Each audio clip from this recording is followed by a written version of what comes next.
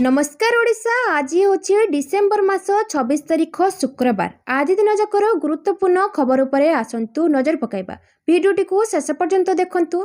मात्र किछि समय मध्य जानिपारे आज दिन संपूर्ण खबर। ता पूर्व चैनल नुआ थिले चैनल को सब्सक्राइब करी पाखरे थिबा बेल आइकन को ऑन करी रखंतु। परवर्ती खबर जनवरी 10 सुधा सबु जिल्ला रे धान किणा समीक्षा कले मुख्यमंत्री। जनवरी 10 तारिख सुधा सबु जिल्ला रे आरंभ हेबो धान किणा प्रक्रिया। राज्य रे धान किणा प्रक्रिया समीक्षा करी मुख्यमंत्री मोहन माझी एही सूचना दैछंती। धान किणा प्रक्रिया रे संपूर्ण स्वच्छता सुनिश्चित करबा पई निर्देश दैछंती मुख्यमंत्री। आज पर्यंत राज्यर 12टी जिल्ला रे धान क्रय प्रक्रिया चाली रही। 17टी जिल्ला रे टोकन प्रदान करा जायछि। आगामी गोटी सप्ताह मध्य आउ 5 जिल्ला रे धान किणा आरंभ हेबो। जनवरी 10 तारिख मध्य सबु जिल्ला रे धान क्रिया प्रक्रिया आरंभ हेबो। बैठक रे धान संग्रह रे जेपरि संपूर्ण स्वच्छता अवलंबन हेबो एवं कोनोसी परिस्थिति रे चासी मानको हक उपरे आँच न आसीबो ताकू सुनिश्चित करबा पई मुख्यमंत्री अधिकारी मानकु निर्देश देथिले। मिलर माने जेपरि चासी मानक ठारू ठीक ठाक भाबरे धान संग्रह करिवे एवं चासी माने जेपरि ठीक समय तांको प्राप्य पाइबे सेथि प्रति ध्यान देबा पई मुख्यमंत्री परामर्श देथिले। बैठक रे अणधान फसल संग्रह उपरे गुरुत्वारोप करा जायथिला। विशेष करी मांडिया डाली जातीय फसल और तैल बीज चाष को अधिक प्रोत्साहन देवा पई बैठक रे मत प्रकाश पाइथिला। परवर्ती खबर रेड फ्लैग हैला चांदावाली नाबालिका दुष्कर्म मामला। रेड फ्लैग अंतर्भुक्त हैला चांदावाली नाबालिका दुष्कर्म और हत्या मामला। रेड फ्लैग ने सूचना देले पुलिस डीजीवाई बी खुरानिया। सूचना देही कहते जे एही घटनार मुख्य अभियुक्त को जगतसिंहपुर गिरफ करा जायछि। त्वरित तदंत सारिबाकू लक्ष्य रखिछु। सूचना मुताबक मंगलवार दिन भद्रक चांदवाली रे जड़े दिव्यांग नाबालिका निखोज थिले। बहु खोजाखोजी पर भी तांको कोनोसी पत्ता मिल नथिला। शेष रे संध्या समय रे नाबालिका मृतदेह एक बोदारू ठाब करा जायथिला। पारिपार्श्विक स्थितिरु तांको दुष्कर्म परे हत्या करी फिंगी दिया जायथिबा अनुमान करा जायथिला। एहाकु नै स्थानीय अंचल रे उत्तेजना प्रकाश पाइथिला। सेपटे अभियुक्तଙ୍କୁ गिरफ दाबीरे स्थानीय लोके रास्ता रोक करथिले। शेष रे पुलिस विभिन्न टीम गठन करी अनेक स्थान रे चढ़ाऊ करथिला। जगतसिंहपुर अभियुक्त को गिरफ करथिबा बेले किछि साथी को बांधिथिला। परवर्ती खबर जनवरी प्रथम सप्ताह रे एक लघुचाप सृष्टि हेबार संभावना। राज्य उपरू पश्चिमा झड़ प्रभाव अपसरी जिबा परे गत 2 दिन हेला विभिन्न अंचल रे सर्वनिम्न तापमात्रा कमुछि। गुरुवार ठारू पारद आहुरी तळमुआ हेबो। समतल एवं पहाड़िया अंचल गुड़िक 1 ରୁ 2 डिग्री पर्यंत राति तापमात्रा ह्रास पाइबा संभावना रही। आसंता 2 दिन पई सुंदरगढ़ ढेंकानाल कंधमाल खोर्धा कोरापुट जिला को घन कुहुड़ी पई येलो वार्निंग जारी करा जायछि। सेपरि 28, 29, 30 तारिख पई सुंदरगढ़ कंधमाल कोरापुट पई रहिछि येलो वार्निंग। तेबे 2026 जनवरी प्रथम सप्ताह रे दक्षिण बंगोपसागर रे एक लघुचाप सृष्टि हेबार संभावना रही। यार प्रभाव ओडिशा उपरे विशेष भावे पड़िबो नहीं आशंका करा जाउछि। परवर्ती खबर खोलिला 491 अंगनवाड़ी केन्द्र। तृणमूल स्तर विकास केन्द्रबिंदु हेउछि अंगनवाड़ी। अंगनवाड़ी भित्तिभूमि विकास उपरे फोकस से ग्रामीण विकास को सुदृढ़ करने को आम सरकार प्रतिश्रुतिबद्ध बोली उपमुख्यमंत्री प्रभाती परिड़ा मत प्रकाश करछंती। आज महिला शिशु विकास विभाग सम्मिलनी कक्ष रे उपमुख्यमंत्री श्रीमती परिड़ा कर कमल रे पंचायतराज और पानीय जल ग्राम्य उन्नयन मंत्री रवि नारायण नायक उपस्थिति रे राज्यर 491 नवनिर्मित अंगनवाड़ी केन्द्र उद्घाटित हो जाइछि। अंगनवाड़ी को सशक्त करी सेथिरे स्वच्छता, शौचालय, पानीय जल सुविधा, विद्युत सेवा, पुष्टि बगीचा आदि को विशेष गुरुत्व दिया जायछि बोली उपमुख्यमंत्री मत व्यक्त करछंती। परवर्ती खबर महानदी प्रसंग रे आपस समाधान नहीं यह कहिले आईन मंत्री। महानदी प्रसंग रे आपस समाधान पई सरकार चेष्टा करछंती जहाँ पूर्व सरकार समय होई पारि नथिला बोली आईन मंत्री पृथ्वीराज हरचंदन कहछंती। महानदी विवाद नहीं शासक और विरोधी दल मध्य दोष ठेलाठेली चली। शासक दल पूर्व सरकार उपरे दोष लदुथिबा बेले विरोधी बीजेडी महानदी जल विवादर ଆପୋଷ ସମାଧାନ ପ୍ରସଙ୍ଗରେ ରାଜ୍ୟ ସରକାରଙ୍କ ଉପରେ ବର୍ଷୁଛି। ଏଭଳି ସ୍ଥିତିରେ ବୁଧବାର ପୂର୍ବ ସରକାରଙ୍କ ଉପରେ ବର୍ଷିଛନ୍ତି ଆଇନ ମନ୍ତ୍ରୀ ଶ୍ରୀ ହରିଚନ୍ଦନ। ସେ କହିଛନ୍ତି, ମହାନଦୀ ପ୍ରସଙ୍ଗରେ 21 ଜଣ ସାକ୍ଷୀଙ୍କ ମଧ୍ୟରୁ ଗତ 7 ବର୍ଷ ମଧ୍ୟରେ ମାତ୍ର ଜଣଙ୍କ ସାକ୍ଷ୍ୟ ଗ୍ରହଣ ହୋଇଥିଲା। ନ୍ୟାୟାଧିକରଣ ସହ ପୂର୍ବ ସରକାରଙ୍କ ଆଦୌ ସହଭାଗିତା ନଥିଲା। ନୂଆ ସରକାର ଆସିବା ପରେ ପ୍ରତି ମାସରେ ଗୋଟିଏ ଲେଖାଏଁ ଶୁଣାଣି ହେଉଛି। ନ୍ୟାୟାଧିକରଣ ମଧ୍ୟ ଏହାକୁ ଅତି ନିକଟରୁ ନିରୀକ୍ଷଣ କରୁଛନ୍ତି। ବିଜେପି ସରକାର ଆସିବା ପରେ ଓଡ଼ିଶା ଏବଂ ଛତିଶଗଡ଼ ମୁଖ୍ୟମନ୍ତ୍ରୀ ଏକାଠି ବସି ମୁଖ୍ୟମନ୍ତ୍ରୀ ସ୍ତରୀୟ ଆଲୋଚନା ସରିଛି। କେନ୍ଦ୍ର ଗୃହ ଏବଂ ଜଳଶକ୍ତି ମନ୍ତ୍ରୀଙ୍କ ସହ ମଧ୍ୟ ବୈଠକ ଶେଷ ହୋଇଛି। ମୁଖ୍ୟ ଶାସନ ସଚିବ ଏବଂ ବୈଷୟିକ କମିଟିରେ ମଧ୍ୟ ଆଲୋଚନା ହୋଇଛି। କେତେ ପାଣି ଆବଶ୍ୟକ ତାହା ସ୍ଥିର କରି ବୈଷୟିକ କମିଟି ସମାଧାନ କରିବେ। ପରବର୍ତ୍ତୀ ଖବର, ବରପୁତ୍ର ଐତିହ୍ୟ ଗ୍ରାମ୍ୟ ଯୋଜନା ଉପରେ କ୍ୟାବିନେଟ୍ ମୋହର। ମୁଖ୍ୟମନ୍ତ୍ରୀ ମୋହନ ଚରଣ ମାଝୀଙ୍କ ଅଧ୍ୟକ୍ଷତାରେ ଲୋକସେବା ଭବନରେ ଅନୁଷ୍ଠିତ ବୈଠକରେ ଗୁରୁତ୍ୱପୂର୍ଣ୍ଣ ପ୍ରସ୍ତାବକୁ ମଞ୍ଜୁରୀ ମିଳିଛି। ଏହି ବୈଠକରେ ବରପୁତ୍ର ଐତିହ୍ୟ ଗ୍ରାମ୍ୟ ଯୋଜନା ଉପରେ କ୍ୟାବିନେଟ୍ ମୋହର ବାଜିଛି। ମୁଖ୍ୟ ଶାସନ ସଚିବ ମନୋଜ ଆହୁଜା କ୍ୟାବିନେଟ୍ ବୈଠକରେ ନିଆଯାଇଥିବା ନିଷ୍ପତ୍ତି ସମ୍ପର୍କରେ ଗଣମାଧ୍ୟମକୁ ସୂଚନା ଦେଇ କହିଛନ୍ତି, ବରପୁତ୍ରମାନଙ୍କ ଗାଁରେ ପ୍ରତିମୂର୍ତ୍ତି ଓ ସଂଗ୍ରହାଳୟ ତିଆରି ହେବ। ପ୍ରଥମ ପର୍ଯ୍ୟାୟରେ 26 ବରପୁତ୍ରଙ୍କ ଗାଁରେ ଯୋଜନା ଆରମ୍ଭ ହେବ। ପ୍ରତି ବରପୁତ୍ର ଐତିହ୍ୟ ଗ୍ରାମ୍ୟ ପାଇଁ 15 କୋଟି ଟଙ୍କା ମଞ୍ଜୁର ହୋଇଛି। ସମ୍ପୂର୍ଣ୍ଣ ଯୋଜନାରେ ପ୍ରାୟ 345 କୋଟି ଟଙ୍କା ବିନିଯୋଗ ହେବ। ପରବର୍ତ୍ତୀ ଖବର, ମିଛ ତଥ୍ୟ ଦେଇ ରାଜ୍ୟବାସୀଙ୍କୁ ଭୁଆଁ ବୁଲାଉଛନ୍ତି ଯୋଗାଣ ମନ୍ତ୍ରୀ। ବିଜେଡି ନିଜ ଦୋଷ ଦୁର୍ବଳତାକୁ ଲୁଚାଇବା ପାଇଁ ମିଛ ତଥ୍ୟର ସାହାରା ନେଉଛନ୍ତି ଯୋଗାଣ ମନ୍ତ୍ରୀ କୃଷ୍ଣଚନ୍ଦ୍ର ପାତ୍ର। ରାଜ୍ୟରେ ଧାନ କ୍ରୟର ବାସ୍ତବ ଚିତ୍ରକୁ ଲୁଚାଇ ସାଧାରଣ ଚାଷୀଙ୍କୁ ଭ୍ରମିତ କରୁଛି ବିଜେପି ସରକାର ବୋଲି ବିଜେଡି ଅଭିଯୋଗ କରିଛି। କେବଳ ସେତିକି ନୁହେଁ, ପଲ୍ୟୁସନ ସାର୍ଟିଫିକେଟ୍ ଆଳରେ ଜନସାଧାରଣଙ୍କୁ ଶାରୀରିକ ଓ ମାନସିକ ନିର୍ଯାତନା ଦେଉଛନ୍ତି ରାଜ୍ୟ ସରକାର। ଆଜି ଶଙ୍ଖ ଭବନରେ ଆୟୋଜିତ ସାମ୍ବାଦିକ ସମ୍ମିଳନୀରେ ବିଜେଡି ମୁଖପାତ୍ର ତଥା ଗଣମାଧ୍ୟମ ସଂଯୋଜକ ଡକ୍ଟର ଲେନିନ୍ ମହାନ୍ତି କହିଛନ୍ତି ଯେ, ଯୋଗାଣ ମନ୍ତ୍ରୀ କୃଷ୍ଣଚନ୍ଦ୍ର ପାତ୍ର ରାଜ୍ୟର ଚାଷୀମାନଙ୍କୁ ଧାନ ସଂଗ୍ରହ ବାବଦରେ ମିଛ ତଥ୍ୟ ଦେଇ ଭୁଆଁ ବୁଲାଉଛନ୍ତି।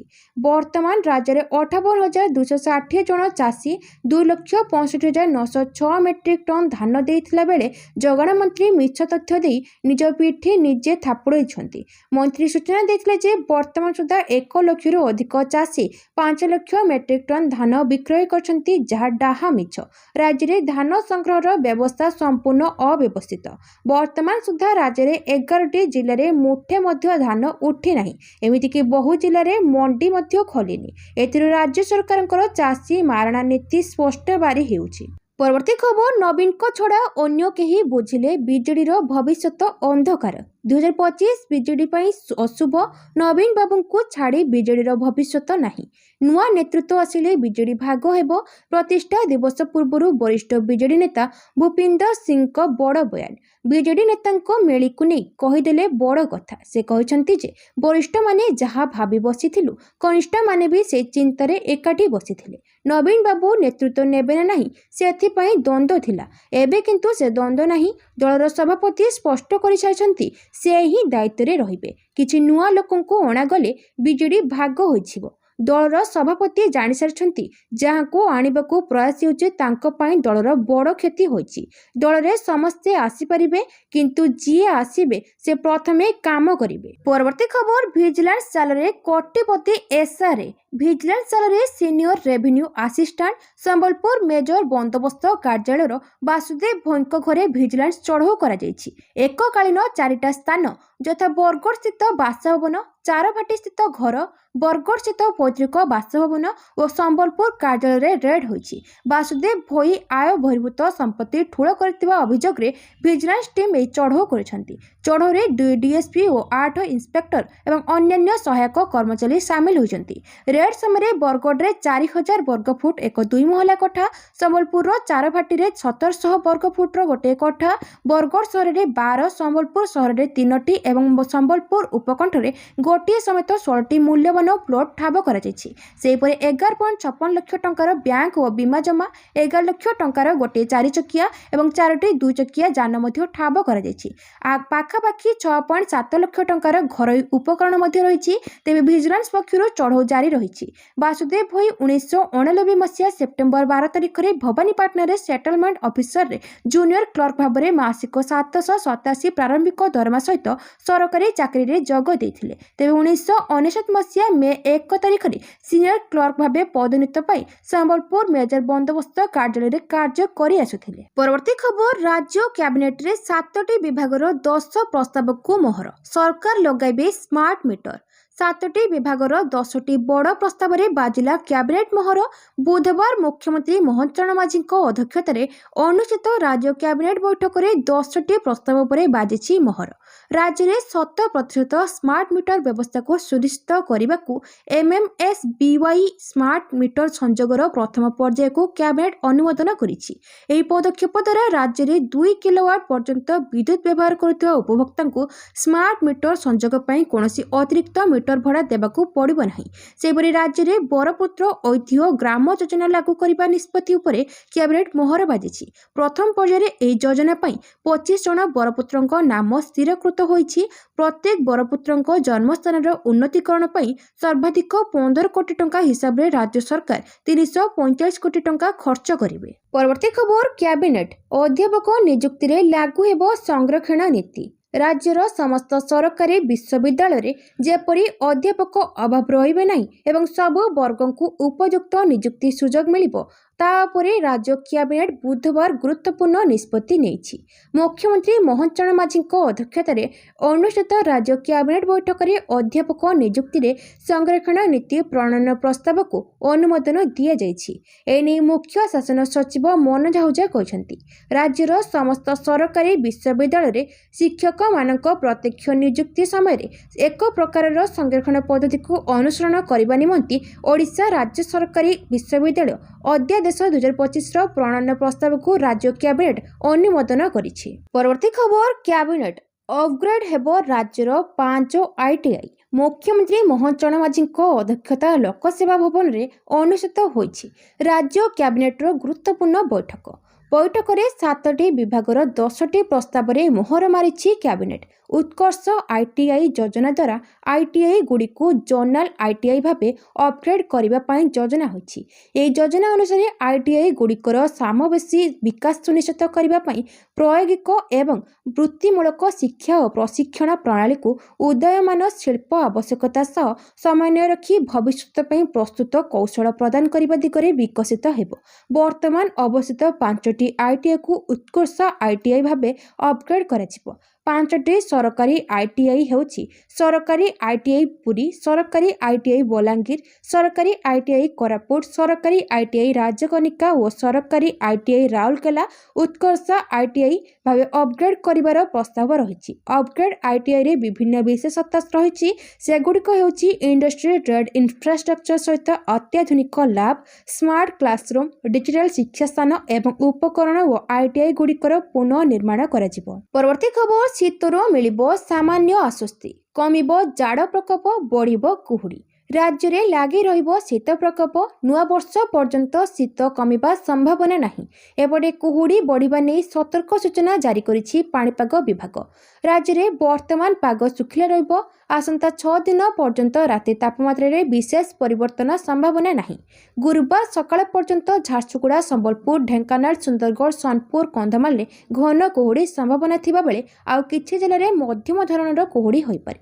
ବଡ଼ଦିନ ଓ ଖ୍ରୀଷ୍ଟମାସ ଅବସରରେ ଗୁରୁବାର ରାତି ଓ ଶୁକ୍ରବାର ସକାଳ ସମ୍ବଲପୁର, ଢେଙ୍କାନାଳ, ସୁନ୍ଦରଗଡ଼, ସୋନପୁର, କନ୍ଧମାଳ କେତେକ ସ୍ଥାନରେ ଘନ କୁହୁଡ଼ି ଆଶଙ୍କା ଅଛି। ସମ୍ବଲପୁର, ଜଗତସିଂହପୁର, ଢେଙ୍କାନାଳ, ସୁନ୍ଦରଗଡ଼, ସୋନପୁର, କନ୍ଧମାଳ, ଅନୁଗୁଳ, ମୟୂରଭଞ୍ଜ, କେଉଁଝର, ଭଦ୍ରକ, ବୌଦ୍ଧ, ବାଲେଶ୍ୱର ଓ କେନ୍ଦ୍ରାପଡ଼ାର କେତେକ ସ୍ଥାନରେ ମଧ୍ୟମ ଧରଣର କୁହୁଡ଼ି ହୋଇପାରେ। ପରବର୍ତ୍ତୀ ଖବର, ଭୁବନେଶ୍ୱର, କଟକ, ପୁରୀ, ପାରାଦୀପ ହେବ ଅର୍ଥନୈତିକ କରିଡର। ନିର୍ମାଣ ହେବ 645 କିମିର 3 ରିଙ୍ଗ ରୋଡ୍। ଆଜି ଲୋକସେବା ଭବନଠାରେ ମୁଖ୍ୟମନ୍ତ୍ରୀ ମୋହନ ଚରଣ ମାଝୀଙ୍କ ଅଧ୍ୟକ୍ଷତାରେ ଭୁବନେଶ୍ୱର, କଟକ, ପୁରୀ, ପାରାଦୀପ ଅଞ୍ଚଳକୁ ନେଇ ଇକୋନୋମିକ୍ ରିଜିଅନ୍ ଗଠନ ସମ୍ପର୍କରେ ଏକ ଉଚ୍ଚସ୍ତରୀୟ ବୈଠକ ଅନୁଷ୍ଠିତ ହୋଇଯାଇଛି। ଏହି ସମଗ୍ର ଅଞ୍ଚଳରେ ଥିବା ସହରଗୁଡ଼ିକୁ ଗ୍ରୋଥ୍ ହବ୍ ଭାବେ ବିକଶିତ କରିବା ପାଇଁ ସ୍ୱତନ୍ତ୍ର କାର୍ଯ୍ୟକ୍ରମ ପ୍ରସ୍ତୁତ କରିବାକୁ ମୁଖ୍ୟମନ୍ତ୍ରୀ ବୈଠକରେ ପରାମର୍ଶ ଦେଇଥିଲେ। ବୈଠକରୁ ଜଣାଯାଇଛି ଯେ ଏହି ଇକୋନୋମିକ୍ ରିଜିଅନ୍ରେ 3ଟି ରିଙ୍ଗ ରୋଡ୍ ନିର୍ମାଣ କରାଯିବ। ଏଥିରେ କ୍ୟାପିଟାଲ ରିଙ୍ଗ ରୋଡ୍ ଅଧୀନରେ ପାରାଦୀପ ପାରାଦୀପରୁ ଟାଙ୍ଗୀ ସପ୍ତଶଯ୍ୟା ରାମେଶ୍ୱର ଦେଇ ପୁରୀ ପର୍ଯ୍ୟନ୍ତ 432 କିଲୋମିଟର ରିଙ୍ଗ ରୋଡ୍ ନିର୍ମାଣ କରାଯିବ। ପରବର୍ତ୍ତୀ ଖବର, ଅଟଳ ବିହାରୀ ବାଜପେୟୀଙ୍କୁ ଶ୍ରଦ୍ଧାଞ୍ଜଳି ଦେଲେ ପ୍ରଧାନମନ୍ତ୍ରୀ। କହିଲେ, ମହାନତା ପଦପଦବୀରେ ନୁହେଁ ବରଂ ଆଚରଣରୁ ପ୍ରତିଫଳିତ ହୁଏ। ପୂର୍ବତନ ପ୍ରଧାନମନ୍ତ୍ରୀ ଏବେ ଭାରତରତ୍ନ ଅଟଳ ବିହାରୀ ବାଜପେୟୀଙ୍କ 101ତମ ଜନ୍ମବାର୍ଷିକୀ। ଏହି ବିଶେଷ ଅବସରରେ ପ୍ରଧାନମନ୍ତ୍ରୀ ନରେନ୍ଦ୍ର ମୋଦି ସଦୈବ ଅଟଳ ସ୍ମାରକୀରେ ତାଙ୍କୁ ପୁଷ୍ପମାଲ୍ୟ ଅର୍ପଣ କରିଛନ୍ତି। ପ୍ରଧାନମନ୍ତ୍ରୀ ମୋଦି ପୂର୍ବତନ ପ୍ରଧାନମନ୍ତ୍ରୀ ବାଜପେୟୀଙ୍କୁ ଜଣେ ରାଜନେତା ଭାବରେ ବର୍ଣ୍ଣନା କରିଥିଲେ, ଯାହାଙ୍କ ଆଚରଣ, ମର୍ଯ୍ୟାଦା ଏବଂ ଜାତୀୟ ସ୍ୱାର୍ଥ ପ୍ରତି ଅଟଳ ପ୍ରତିବଦ୍ଧତା ଭାରତୀୟ ରାଜନୀତି ପାଇଁ ଏକ ଉଦାହରଣ ସୃଷ୍ଟି କରିଥିଲେ। ସୋସିଆଲ ମିଡିଆ ପ୍ଲାଟଫର୍ମରେ ଏକ୍ସରେ ପ୍ରଧାନମନ୍ତ୍ରୀ ମୋଦି ଲେଖିଛନ୍ତି, ଅଟଳଜୀଙ୍କ ଜୀବନ କାହାଣୀ ଦେଶବାସୀଙ୍କୁ ପ୍ରେରଣା ଦେଇ ଚାଲିଛି। ସେ କହିଛନ୍ତି, ମହାନତା କୌଣସି ପଦବୀରେ ନଥାଏ, ନୁହେଁ ବରଂ ଆଚରଣରେ ଥାଏ। ପ୍ରଧାନମନ୍ତ୍ରୀ ମୋଦି ଲେଖିଛନ୍ତି, ମହାନ ନେତାଙ୍କ କାର୍ଯ୍ୟ ସମାଜକୁ ରାସ୍ତା ଦେଖାଏ ଏବଂ ଏହା ବାଜପେୟୀଙ୍କ ସମଗ୍ର ଜୀବନରେ ପ୍ରତିଫଳିତ ହୋଇଥିଲା। ପରବର୍ତ୍ତୀ ଖବର, ପ୍ରଦୂଷଣରେ ଦିଲ୍ଲୀକୁ ପଛରେ ପକାଇଲା ଓଡ଼ିଶା। ଦେଶର 5 ପ୍ରଦୂଷିତ ସହର ମଧ୍ୟରେ ରାଜ୍ୟର 3 ସହର। ଓଡ଼ିଶାର ବାୟୁ ପ୍ରଦୂଷଣ ଏବେ ଚିନ୍ତାଜନକ ସ୍ଥିତିରେ ପହଞ୍ଚିଛି। ପ୍ରଦୂଷଣ ମାମଲାରେ ଓଡ଼ିଶାର କିଛି ସହର ଏବେ ଦେଶର ରାଜଧାନୀ ଦିଲ୍ଲୀକୁ ମଧ୍ୟ ପଛରେ ପକାଇ ଦେଇଛନ୍ତି। ଆଜି ପୂର୍ବାହ୍ନ 11ଟା ସୁଦ୍ଧା ମିଳିଥିବା ବାୟୁମାନ ସୂଚକାଙ୍କ AQI ରିପୋର୍ଟ ଅନୁଯାୟୀ ଦେଶରେ 5ଟି ସବୁଠାରୁ ପ୍ରଦୂଷିତ ସହର ମଧ୍ୟରେ ଓଡ଼ିଶାର 3ଟି ସହର ସ୍ଥାନ ପାଇଛନ୍ତି। ସବୁଠାରୁ ଆଶ୍ଚର୍ଯ୍ୟଜନକ ତଥ୍ୟ ହେଉଛି 336 AQI ସହ ଓଡ଼ିଶାର ବାଲେଶ୍ୱର ଆଜି ଦେଶର ସବୁଠାରୁ ଅଧିକ ପ୍ରଦୂଷିତ ସହର ଭାବେ ପରିଗଣିତ ହୋଇଛି। ଏହି ତାଲିକାରେ ଦ୍ୱିତୀୟ ସ୍ଥାନରେ ରହିଛି ଶିଳ୍ପ ସହର ତାଳଚେର, ଯେଉଁଠାରେ AQI 324 ରହିଛି। ସେହିପରି 304 AQI ସହ ବାରିପଦା ସହର ଦେଶର 5ମ ପ୍ରଦୂଷିତ ସହର ଭାବେ ଚିହ୍ନଟ ହୋଇଛି। ଏହି 3ଟି ଯାକ ସହରରେ ବାୟୁର ମାନ ଅତି ଖରାପ ସ୍ତରରେ ରହିଛି, ଯାହା ଜନସାଧାରଣଙ୍କ ସ୍ୱାସ୍ଥ୍ୟ ପାଇଁ ଗୁରୁତର ବିପଦ ସୃଷ୍ଟି କରିପାରେ। ପରବର୍ତ୍ତୀ ଖବର, SI ପରୀକ୍ଷା କେଲେଙ୍କାରୀ। ରିମାଣ୍ଡରେ ଅମିତ ଭାରତୀ ପରୀକ୍ଷାର୍ଥୀଙ୍କ ସହ କେମିତି କରିଥିଲା ଡିଲ୍ ଖୋଲିବେ ଗୁମର। SI ପରୀକ୍ଷା ଜାଲିଆତି ଘଟଣାରେ ସିବିଆଇ ଅମିତ ଭାରତୀଙ୍କୁ 3 ଦିନିଆ ରିମାଣ୍ଡରେ ନେଇଛି।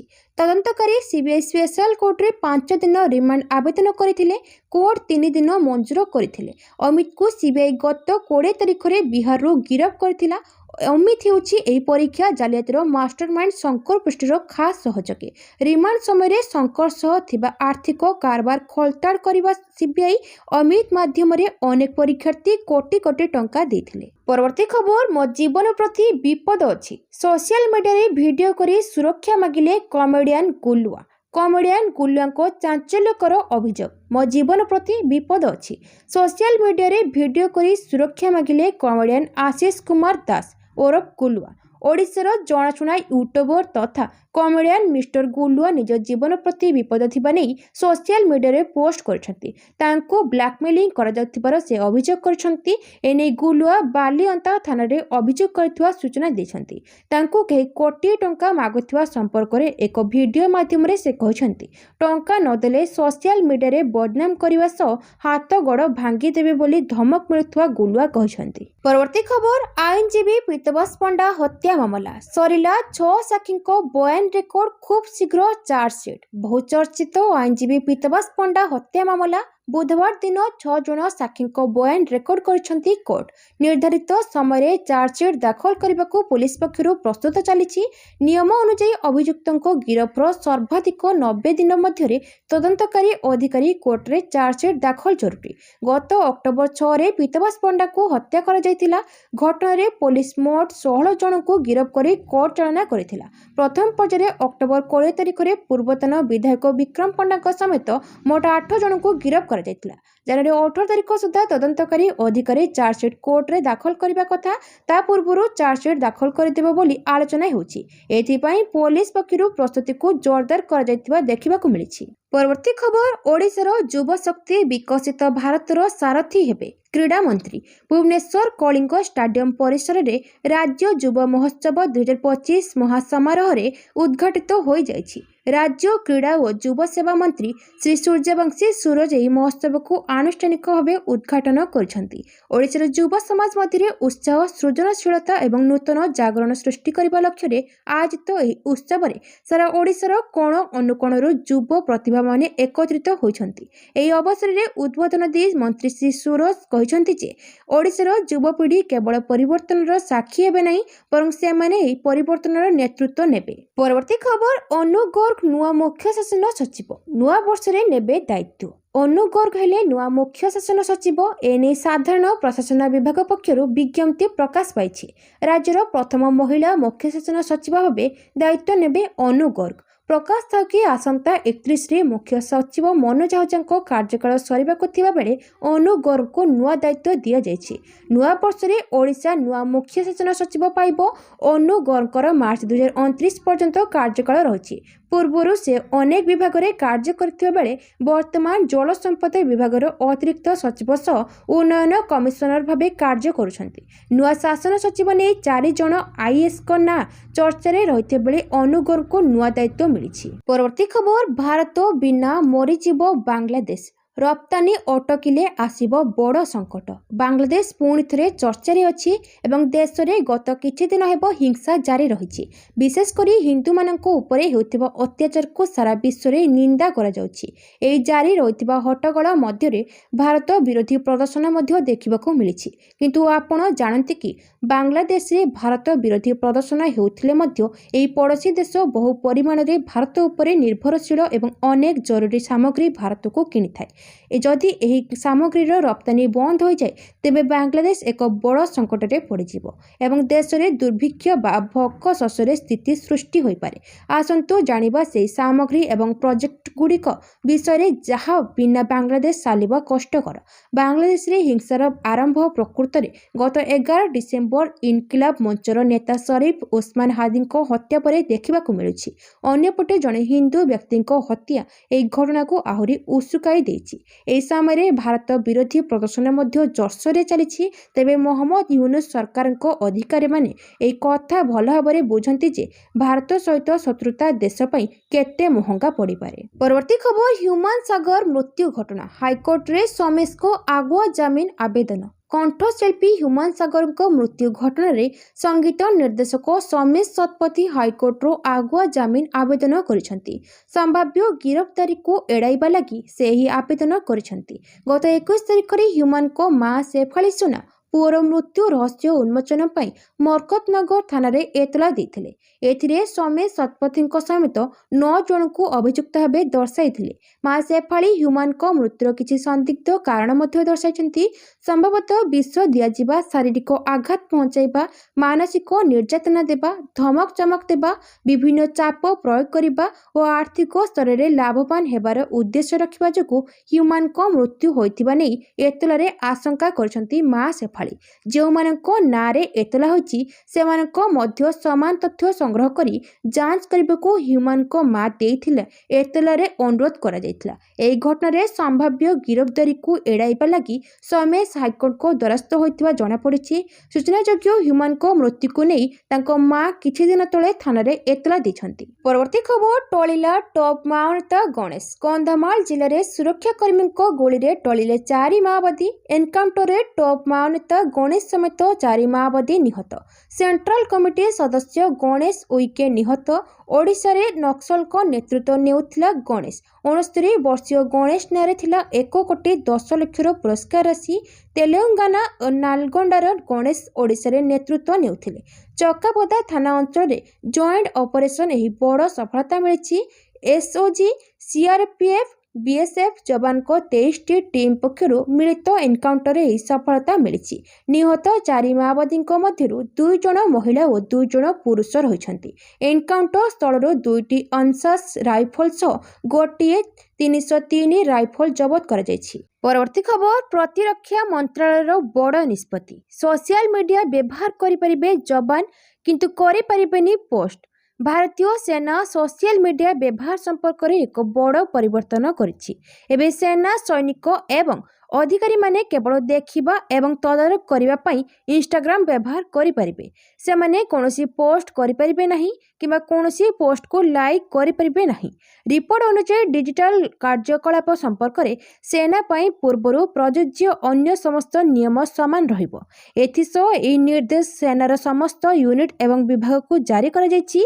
यार उद्देश्य हेउछि सैनिक मानकु सोशल मीडिया रे थिबा विषय वस्तु देखिबा सूचना संग्रह करिबा पई अनुमति देबा, जहा द्वारा सेमाने नकली विषय वस्तु को चिन्हि पारिबे। परवर्ती खबर, कर्नाटक बस ट्रक मुहांमुही धक्का, मृतक एवं आहतଙ୍କ परिवार को प्रधानमंत्री सहायता राशि घोषणा।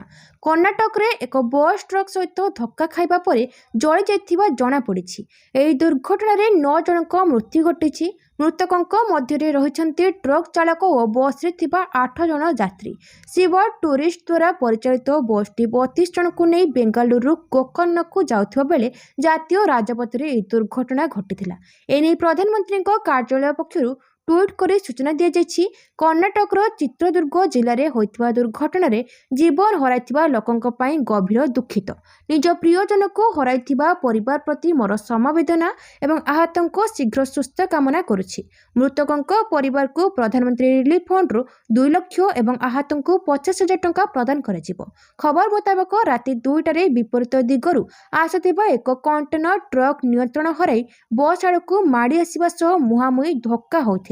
दुर्घटना परे बस डीजेल टांकी फाटी जिबारु संगे संगे बस रे निया लागि जाइथिला। यह देखि सहिथिबा यात्री और बस चालक, क्लीनर और कंडक्टर बस रु डेई पड़िथिले। हेले 8 जन यात्री बस भितरे फसी जिबा परे सेमानंको मृत्यु होइथिला। अन्य पक्षरे दुर्घटना मुहांमुही होइथिबारु ट्रक चालकंकर मध्य मृत्यु होइथिबा जणा पड़िछि। परवर्ती खबर, थाईलैंड काम्बोडिया सीमारे भगवान विष्णुको मूर्ति भंगा जिबा घटना को भारतर कड़ा निंदा। थाईलैंड और काम्बोडिया मध्य चलता सीमा विवाद मध्य एक प्राचीन हिंदू देवता मूर्ति भांगिबा घटना को भारत कड़ा निंदा करिछि। भारतीय वैदेशिक व्यापार मंत्रालय स्पष्ट करिछि जे सीमा दाबी सत्वे एभली अपमानजनक कार्य विश्वव्यापी अनुगामी मानक धार्मिक भावना को आघात देइथाय एवं एभली घटना घटिबा आदौ उचित नुहे। मंत्रालय एक विवृत्ति जारी करी कहिछि जे हिंदू एवं बौद्ध देवादेवी माने एही अंचलर लोकमानक द्वारा गभीर भावरे पूजा पाती। यह आमर साझा सांस्कृतिक ऐतिह्यर एक अविच्छेद अंग। एभली परिस्थिति रे ऐतिह्य उपरे आक्रमण अत्यंत दुर्भाग्यजनक बोली भारत दर्शाइछि। एही विवादर समाधान पाई भारत उभय थाईलैंड एवं काम्बोडिया को पुनर्बार आलोचना एवं कूटनैतिक मार्ग आपणाइबाकू अनुरोध करिछि। परवर्ती खबर, पश्चिम बंगरे बांग्लादेश विरोधी आंदोलन जारी। हावड़ा रे बीजेपी समर्थक पुलिस मुहांमुही। बांग्लादेश रे हिंदू को उपरे अत्याचार को विरोध करी देशव्यापी विभिन्न स्थान रे बांग्लादेश विरोधी आंदोलन जारी रही। आज पश्चिम बंगर भारत बांग्लादेश सीमार अनेक स्थान रे हिंदू समर्थित संगठनर सदस्य माने विक्षोभ प्रदर्शन करिसेंती। बांग्लादेश रे हिंदू युवक दीपू चंद्र दास को पिटी पिटी हत्या घटना को विरोध करी एही आंदोलन होईछि। आंदोलन समय रे आज हावड़ा रे पुलिस एवं बीजेपी समर्थकों मध्य संघर्ष होईछि। हावड़ा ब्रिज अभिमुख्य जाउथिबा एक शोभायात्रा को पुलिस अटकाइबारु समस्या उपजिथिला। आंदोलनकारी एवं पुलिस मध्य प्रबल बचसा होइथिला। हावड़ा पुलिस जड़े वरिष्ठ अधिकारी कहचंती साधारण जीवन बाधाप्राप्त करबा पई आमे काहाकू सुजोग देबु नाही। परवर्ती खबर, विजय हजारे ट्रॉफी रे स्वस्तिकंक डबल सेंचुरी। ओडिशार प्रथम बैटर भावे रचिले इतिहास।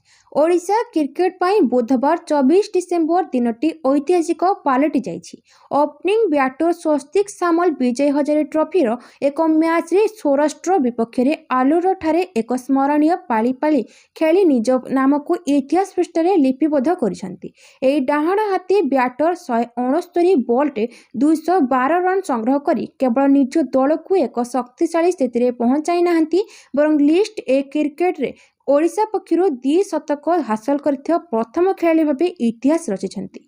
सामल को ए पाली विजय हजारे ट्रॉफी इतिहास रे पंचम सर्वोच्च व्यक्तिगत स्कोर मध्य होईछि। परवर्ती खबर, इंडिगो संकट परे 3टी नुआ एयरलाइंस को केंद्रर अनुमति। इंडिगो संकट परे 3टी नुआ एयरलाइंस को केंद्रर अनुमति।